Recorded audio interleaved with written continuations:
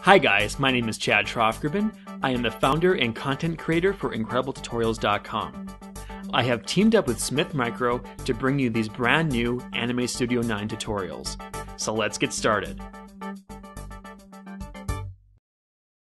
Assuming you are done with your work, Anime Studio gives you access to many different options when it comes to exporting your animation. To access these options, simply go to File, Export Animation, or Control-E if you're on Windows, Command-E if you're on a Mac. From here, you have access to a variety of different features. First, the start and end frame basically specifies what you want to render out for this project file. By default, it will render out all the frames that you have set on the timeline.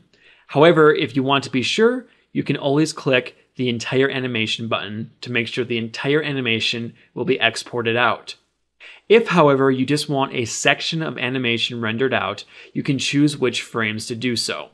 So let's say your animation starts at 60 and ends at 300. You just want that portion of the cartoon rendered. You can certainly do that with the start and end frame.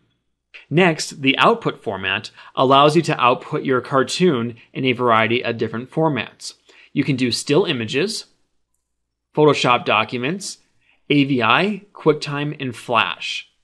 AVI and QuickTime are video formats, so these will be useful if you want to make a DVD, put this on YouTube, or display this at any other venue that requires video.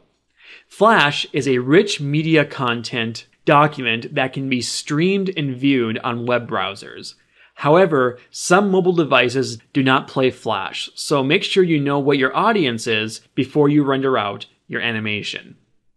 Out of all the video formats, I would choose QuickTime as it seems to deliver the best results. Next, for your render options, you have anti-aliased edges, which when checked will make things look smooth. Uncheck it to make things look rough, such as your lines. Apply shape effects. This is if you applied gradients or shades or any of the other effects in your style panel to your shapes. You can leave this checked to bring those into the video when you render them out. The same is applied for the layer effects. If you have any layer effects like shading or anything like that, leave this checked to bring those in to the video. Render at half dimensions in half frame rate will cut the dimensions or frame rate in half. This is better suited if you just simply want to test the animation out and don't want to spend a lot of time rendering. The same goes for reduced particles. If you use the particle effects in Anime Studio and you just want to test it out, you may want to select this so it takes less time to render out. You'll have less particles, but it may be enough to give you an idea of what your animation will look like. Extra smooth images gives you extra smooth images, higher quality images. It takes a little bit longer to render, but it usually is worth it in the end. NTS safe colors are used for broadcast to make sure that your colors are safe within North American broadcast standards. Do not pre-multiply alpha channel is used if you want to bring your assets into a video editing software and do compositing. And finally, enable multi-threaded rendering basically speeds up the rendering process, so it's usually best to leave this checked. Once you've done all that, click OK, and now you'll be prompted to find a place to save the video as well as name it if you wish. And once you find that place, hit save. And now a new window will be brought up. Now, your compression settings will vary depending on the file type you used, plus which codecs are installed on your computer. So for instance, in this case, I have all these codecs right here to choose from. From these, I would recommend you either use animation or H.264.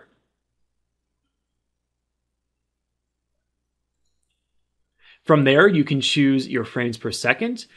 I would leave this alone as it tends to pick up on your default project setting frame rate, and you probably don't want to mess with that too much.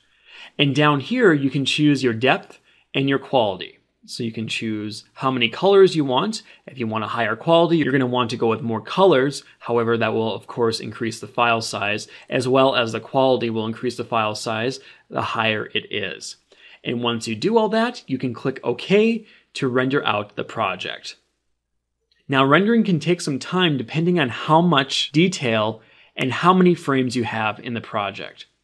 So just be patient and let it do its thing, and once it's done, you can preview the video in the location that you saved it to. And that is how you export animations from Anime Studio Pro. If you have any more questions regarding Anime Studio, please check out the official Anime Studio website at anime.smithmicro.com. I have more Anime Studio 9 tutorials out there, so stay tuned for those, and I'll see you guys next time.